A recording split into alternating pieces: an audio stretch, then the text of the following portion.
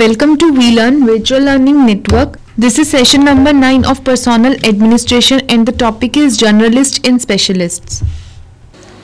Topics to be covered are meaning of generalist, role, then meaning of specialist, role of specialist, controversy between journalist and specialist in India. Then last topic is evolving a suitable way out. Now, generalist. According to Leonard White, general administration is understood to mean those duties which are concerned with the formulation of policy, with the coordination and improvement of government machinery, and with general management and control of department. A generalist administrator is concerned with all types of administrative process indicated by the word Post Corp, that is planning, organizing, staffing, directing, controlling, reporting and budgeting. The journalists secure their entry in administration on the basis of their having obtained a university degree, irrespective of the subject in it. Their having attained a certain level of education indicates the essential minimum extent of intellectual and mental development. Also, the posting of journalist civil servants in any department of the government has nothing to do with his/her education or any administrative experience. For example, a journalist entrant with commerce background can be posted in irrigation department. In a purely negative sense, a journalist is a person who is not an expert or a scientist, but in a positive sense, the notion of a journalist is applicable to a person who is called a professional administrator. If administration is to be regarded as a field and a profession as that of law, engineering or medicine, in his/her professional capacity, a journalist possesses the skill and techniques of a manager and a kind of politician. As a manager, journalist is entrusted with the responsibility of getting things done, and as a politician, he or she is responsible for interpreting the public opinion in the context of a complex social, economic and even political problem of the state. There are various meanings attached to the term journalist. In one standard of thought, particularly the British, journalist means the amateur administrator who has had education in linguistics or classic with a liberal education augmented by central personal qualities of character, poise and leadership, good intuitive judgment, right feelings and a broad background rather than narrowly specialized knowledge and skills. The second usage, very close to what the second Hoover Commission of USA meant by senior civil service, identifies journalists as a rank in man corps of highly experienced administrative specialists or career executives who are available for flexible assignment and capable of furnishing essential administrative advice and necessary policy support. There is yet another school of thought which considers a person as a journalist who is known by the proportion of administrative work actually performed compared with his/her specialist duties. According to this school, a specialist can turn out to be a journalist when he or she performs managerial or administrative duties, either in the higher hierarchy of his/her own functional field or outside his/her specific discipline. A journalist has, however, been traditionally defined as one who possesses no specialist or technical qualification in the sense of having earlier gone through a specific vocational or professional course.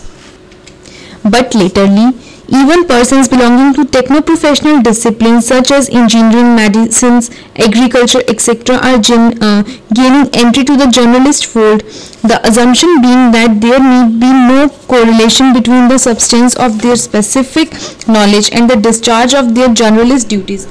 Howsoever specialized some of these assignments may be in an organization, be it a governmental department or a public enterprise or any other administrative institution, as one moves up in a hierarchy, the functions become more and more generalist in nature. The generalist function of policy making and directing assume importance. These functions more or less remains the same even in technical departments like irrigation, health, agriculture, etc. Hence, What seems significantly important to be a journalist is a mind, a mental discipline, a way of thought, and an angle of vision, which she acquires apart from the liberal education and through movement of from post to post with wide-ranging, diversified experiences. This helps the journalist in adopting a comprehensive yet integrative approach to a variety of problems, uncontaminated by too much knowledge about any one of them. Having known who a journalist is, now let us discuss his or her role in administration. The two authorities that help in the build-up of journalist image by lending their solid support towards the recognition the journalist supremacy, where the Northcote Trevelyan report of the Organization of Permanent Civil Services and the Macaulay report on the Indian Civil Services. The emphasis was on young graduates who, with no specific education or technical background, should form the elastic part of administration. In India also, as in England, the administrative arrangement came as a logical extension of the same philosophy.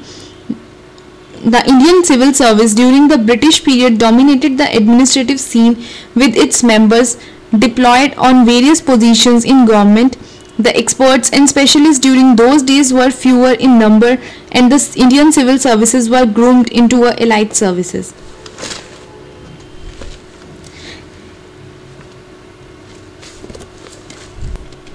If it is assumed that journalists are equipped with a vibrant mind and a perception, understanding of the entire field of administration, it is but natural that they would be given the role of overseeing the top rung of the administrative management. Thus, journalists have a supreme role in the formation of policy, that is, in assisting the political executives to evolve it with all the requisite data and advice as to the strong and weak points of the projected policy.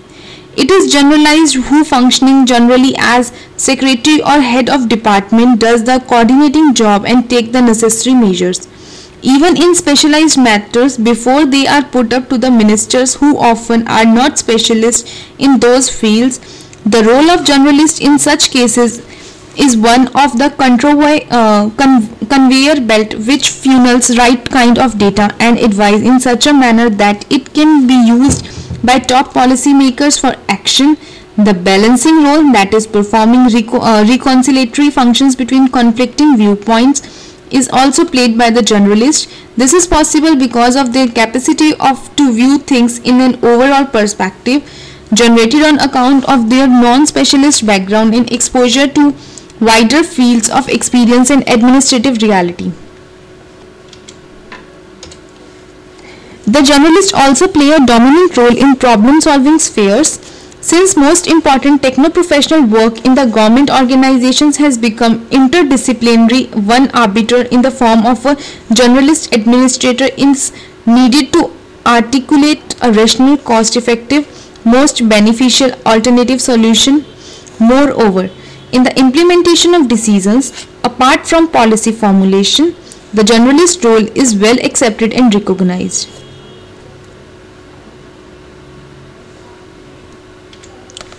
And he and she is a person who is supposed to competent enough to handle any situation or job pertaining to law and order, emergency, public relations, planning, social change, etc. Now, specialist. A specialist is one who has special knowledge in some particular field. Specialists in government are therefore those who are recruited to posts for which professional, scientific, technical and other specialist qualifications are essential, and includes engineers, scientists, doctors, lawyers, statisticians, economists and other technical people.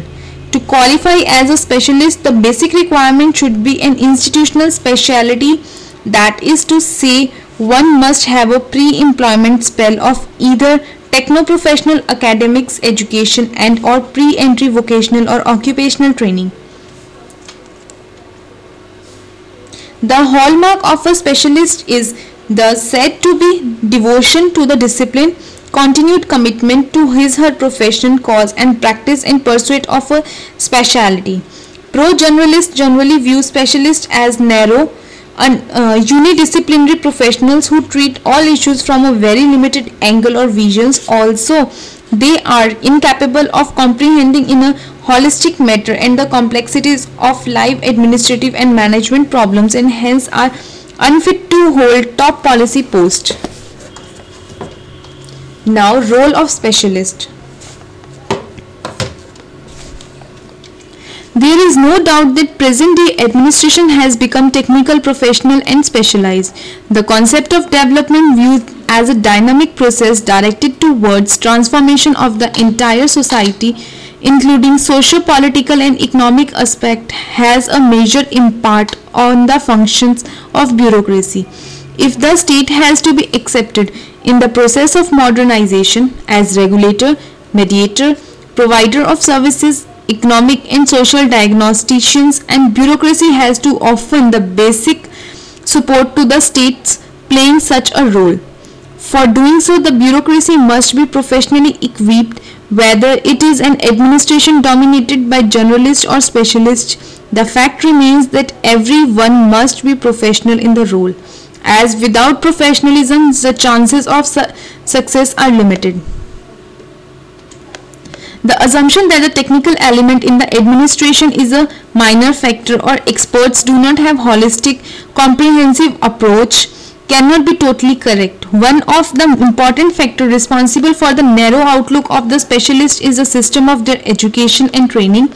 It may not similarly but correct that generalist has all the necessary specialized elements or can fully comprehend and judge between conflicting expect advice. The service of both are required in administration.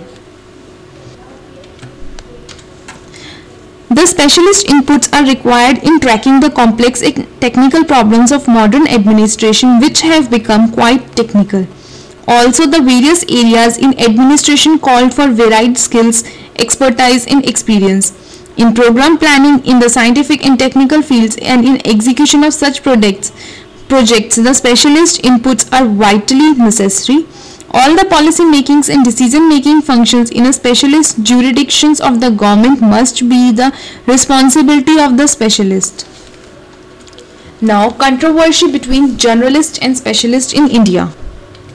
The genesis of the generalist and specialist controversy in India can largely be traced to the concept of nearness and remoteness from the area of top policy makings. It is more post-centered rather than person-oriented, and the tussle between the two is in reality of holding certain positions.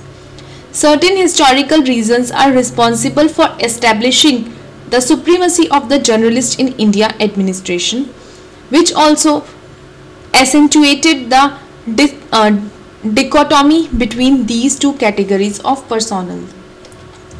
The suitability of the generalist for all policy making positions is questioned by specialists on the ground that the change in the functions of government is in present times calls for certain professionalisms which is not possessed to such an extent by the generalist. Another point of contentions between the generalist and specialist comes from their being organized into separate hierarchies. This leads to situation where the expert advice rendered by the specialist is submitted to the generalist for his/her approval. India's second five-year plan mentioned the distinction between administrators and technical personnel exercising administrative functions and or between officials in different grades and cadres which are sometimes drawn are already out of place. The fifth plan year is even more forthright in making a commitment for altering the structure of administration so that specialist technicians and experts may be unable to make their contribution in a reasonable manner at all levels of administration. The Commission took note of the fact that the nature of the function of the government has undergone a significant change. With emergence of new areas of administration, it needs a diversity of skills to administer various programs of development. Due to growing technological sophistication, the Commission observed that many of the posts in the specialized and technical areas can be filled adequately by experts who have the knowledge of the relevant discipline. The Fulton Committee, in its report on the reorganization of the British civil service, also commented that our aim is not to replace specialists by administrators or vice versa. They should be complementary to one another. It is rather than the administrator, trained and experienced in his subject matter, should enjoy a more fruitful relationship with the specialist than in the past, and the service should harness the best contribution from each. Now, evolving a suitable way out, that is, one way to tackle this problem is to experiment with integrated hierarchy in place of present separate and parallel hierarchies. In separate hierarchies, policy is determined by the generalist and the functions of the specialist is to execute it.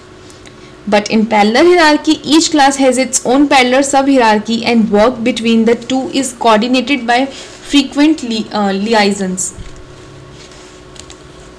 To overcome these and also to remove the barriers that at present debar the specialist from reaching the top level of management, wider outlet need to be provided by suitably modifying the prevailing concept of monopoly of generalisms. A total distinction between policy makings and executive functioning is neither possible nor desirable because policy has often to flow out of executive experience. The present need obviously is for more persuasive development of professionalisms in administration. The base of such professionalisms is not necessarily provided by a single speciality but a variety of backgrounds and disciplines. The ARC was also of the opinion that there is a need for more persuasive development of professionalisms in public services. Now, there are some questions on the basis of this session. First one is discuss the role of journalists in administration, and second is discuss the reasons for the controversy between the journalist and specialist in administration. That's it for this session. Thank you. Happy learning, we learning.